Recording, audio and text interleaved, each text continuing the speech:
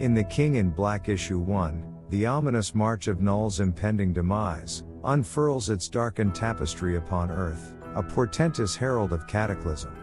Yet, the threat is not a solitary shadow, it ushers in an apocalyptic retinue.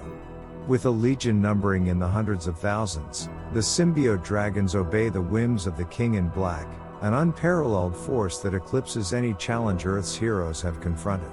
Now, as the malevolent god of the abyss descends upon our world, the question hangs in the air like a haunting refrain: can Eddie endure the imminent clash, or will he succumb to the overwhelming might of this extraterrestrial adversary?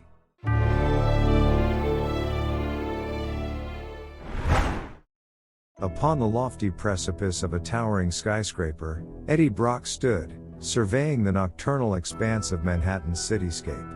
A palpable sense of impending doom gripped him as he discerned the arrival of the malevolent force known as Knull. With urgency coursing through his veins, Eddie reached out to the Avengers, summoning them to set in motion the meticulously crafted plans. Without hesitation, he catapulted himself off the rooftop, undergoing a spectacular metamorphosis into the formidable Venom. His journey led him to the penthouse where he dwelled, a moment of reflection washing over him as he beheld his slumbering son, Dylan. Regret weighed heavily on Eddie's heart, acknowledging the dark legacy he had inadvertently bequeathed to his progeny. Awakening Dylan, Eddie began to unravel the grim truth, only for his son to reveal an innate awareness of Knull's ominous presence.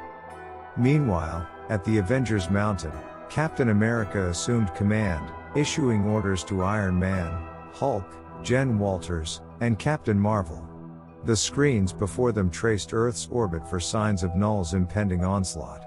Iron Man, relying on intel from Venom, devised a strategy involving repurposed Kree and Skrull warships, transformed into a perilous minefield. The detonation, however, proved to be a meager deterrent, as a swarm of symbiote dragons descended from the cosmos.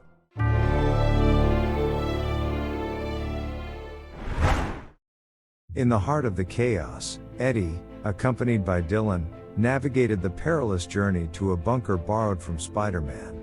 Dylan, fervent with the desire to assist, proposed using his powers against Knull, but Eddie, steadfast in his paternal duty, refused to endanger his son.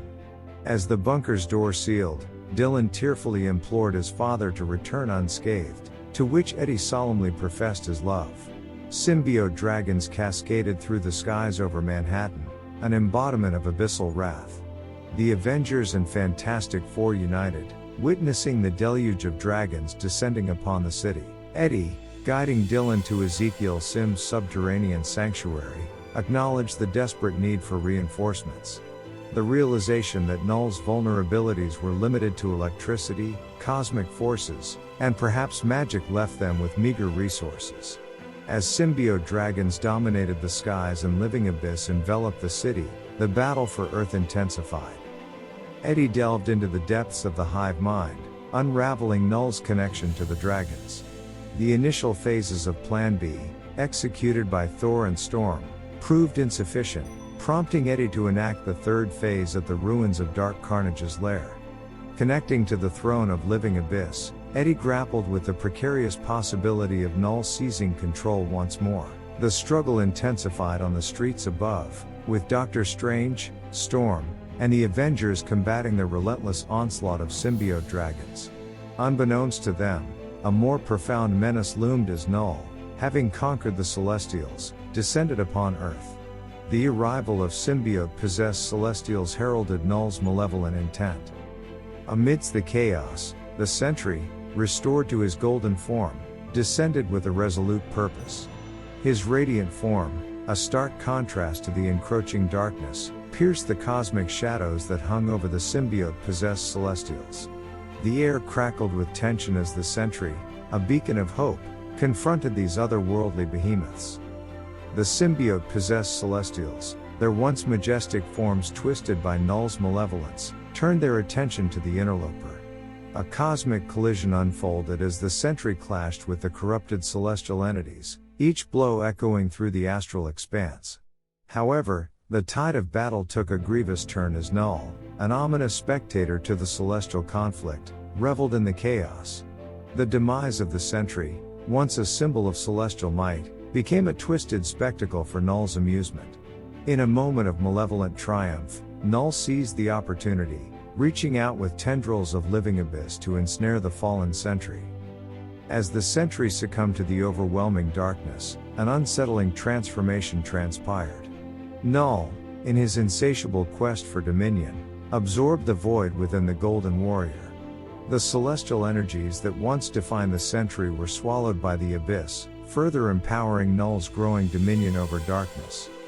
The once vibrant skies turned into a cosmic prison as Knull, now an indomitable force, toyed with the heroes. Storm, Iron Man, and Captain America fell victim to Knull's insidious manipulation, ensnared by the living abyss. The Earth, encased in a Dyson sphere of symbiotic malevolence, teetered on the brink of oblivion.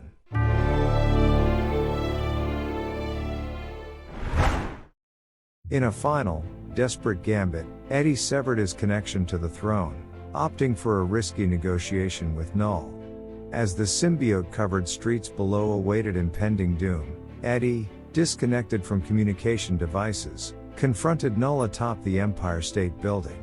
A heart-wrenching revelation unfolded as Knull disclosed his true target, Dylan, Eddie's son. Eddie, confronted with the imminent loss of his child, pleaded with Knull, offering himself in exchange for Dylan's safety. Knull, unmoved by compassion, tore the Venom symbiote from Eddie, absorbing it into his malevolent being.